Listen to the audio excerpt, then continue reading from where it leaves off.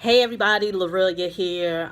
Doing a late night YouTube live. Kind of want to give a recap of some of the takeaways that I got from being at this conference this weekend. For the past couple of weeks, I had said that I was going to be going to a real estate note conference, learning how to be the bank when it comes to real estate, investing assets or what have you. And earlier, I did a YouTube live from a gentleman that I had met here who's doing some major things in this space of real estate note investing. And so, kind of want to touch on the recap of what I learned this weekend in the title of this video. So, I named the title of this video Strugglenomics. And I don't know if my phone paused. Strugglenomics and why your kids are going to be poor. So I don't know if this is an actual word. I'm not going to give myself credit for creating it. But recently I was having a conversation with my girlfriend, and we were talking about how individuals, when they, talk from a place of financial scarcity, struggle, and strife, um, they are majoring in what is called strugglenomics. And so what do I mean by strugglenomics? Those are individuals who believe that their financial situation is destitute, that there is nothing that can possibly help them, and that they're struggling, and those who are around them that struggle, it's just how life is. It's like, oh well, this is just how life is. I just got to deal with it, and that's just life. And there's a lot of people who are majoring in strugglenomics. And so earlier this morning, before I attended the event, before I went down for breakfast at the hotel, I was listening to a very short video of uh Dan, I think his name is Dan Pena, and the Asian guy Daniel Locke. And Dan Pena is Dan Locke's mentor. And so um he was basically saying that if you are poor, and poor is really mindset, it's the state of your pockets. It's not the state of your pockets, it's your mindset. And also, he was saying if you are financially struggling, that your kids will only be one level above where you are. And so what that means is that if you've only exposed your children to a certain mindset, and this is my understanding of it, and you've indoctrinated them into believing that there's just one way of how life is financially, it is going to be hard for them to break through that.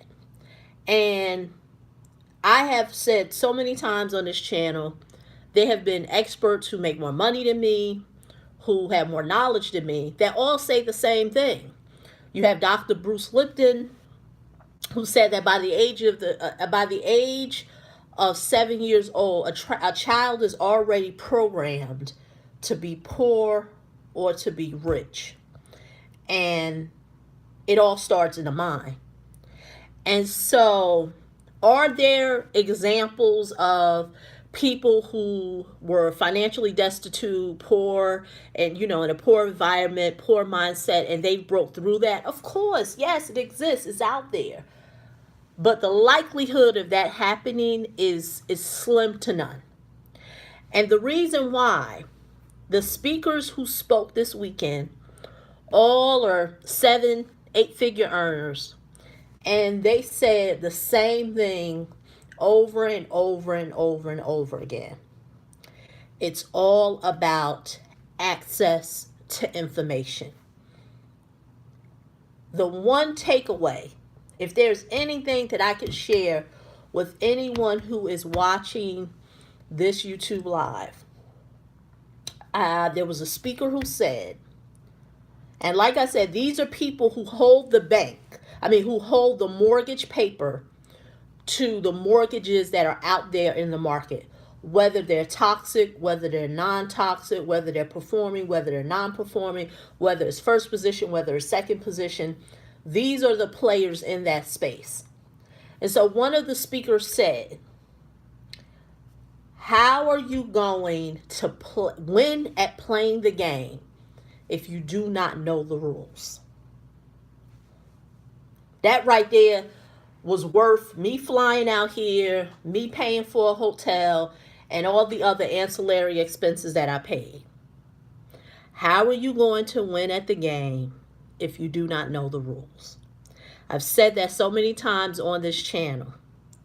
Many of us do not know the game. We don't know the rules. And we are playing at the lowest level of a Monopoly game. We are going around and around on a Monopoly board, and we do not know if we should be buying the properties. Remember, 3 greenhouses and 1 hotel, or buying utilities, or whatever other stuff on the board. All we're doing is going around the board and surviving. And so, going back to what I said earlier, if all you know is to work and survive, and this is not to take a stab at people who work, but remember, if that's all you've been taught, is to work, survive, pay bills, work, survive, pay bills, that's all you're going to teach your children. You're just going to teach your children to work, survive, pay bills. Work, survive, pay bills. And like I said, and they may be one level above you. So what is one level above you? They may, because remember, you've indoctrinated them. So you're still telling them the old playbook: go to college, go to a very good college, get into a massive amount of debt, and just pray that someone is going to pay you enough to pay that student loan debt. And so what happens is that you go, once again, now they are playing at the lowest level of a Monopoly game, going around the board, not knowing if they should be investors or if they should just be consumers.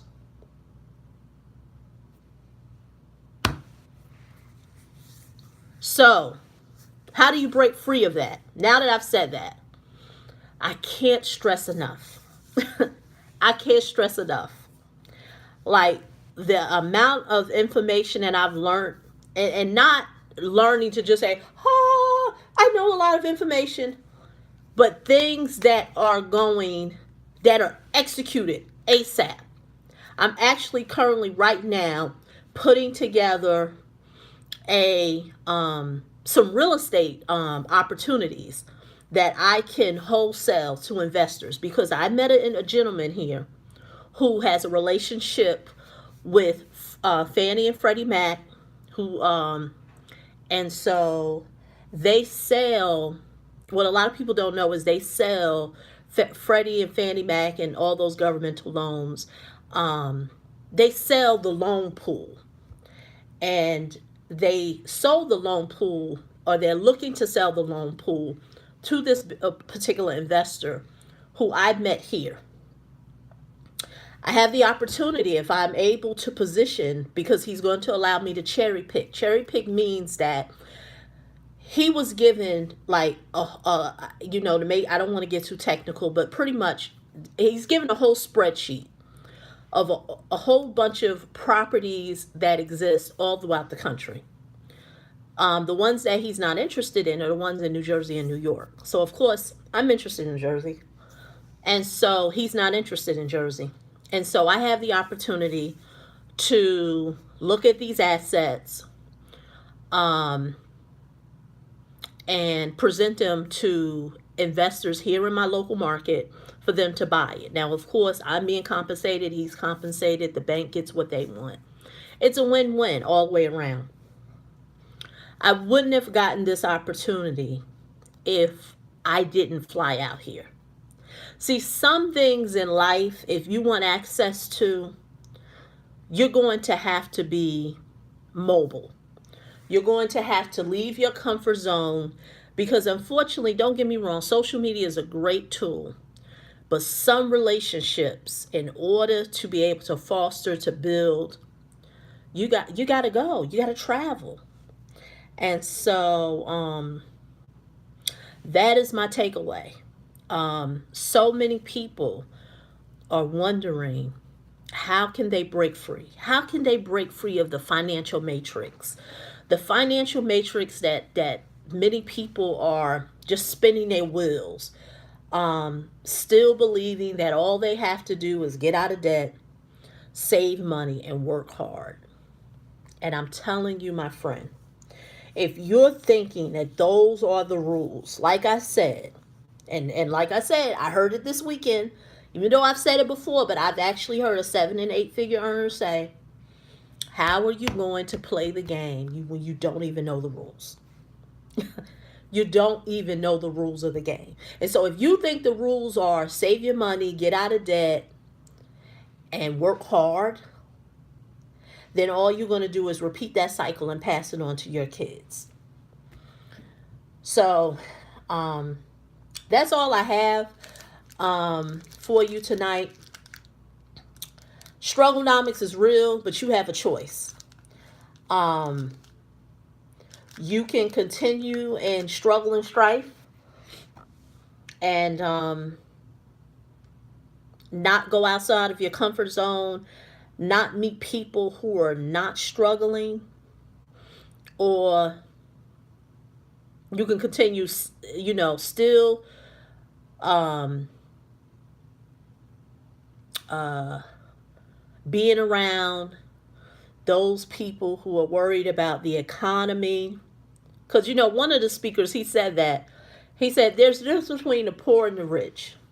He said the poor, and this is so true, they watch TV, they listen to the news, and they listen to their negative family members. I don't care who you are. There is someone who's watching this video who knows somebody like that. They're financially destitute. They're robbing Peter to pay Paul, and those are the character traits that they have. They watch a lot of TV. They listen to the news or watch the news.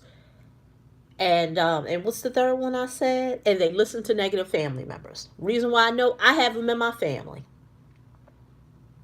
What are the rich and wealthy doing? Or at least those who are trying to get wealthy? They're reading books. They're going to events. They're networking with people who are where they want to be. So one may ask, why would you go all the way across country to connect with people? You mean to tell me they don't have nothing closer? They had something closer. It was in September. But I knew that if I really wanted to get into the space, meet those who are out there, I had to go. And I'm also going to do another video, but I'm not going to do it now. I am going to touch on credit. Merrill Chandler, for those who do not know who he is, he's one of the co-founders of Lexington Law. Met him back in September. He speaks at this event because now he's in the business credit space. And he talked about some things that I've always been saying about the business credit building. And the way that people are thinking it's done, it's not even done that way no more. And I'll touch on that in another video, only because that's a whole nother matter. A lot of it has to do with, and then I'm also going to touch on the new rules that are coming, that new bill that God, her name, I want to say Maxine Waters is trying to pass, and what effect that may have on foreclosures and non-judicial states.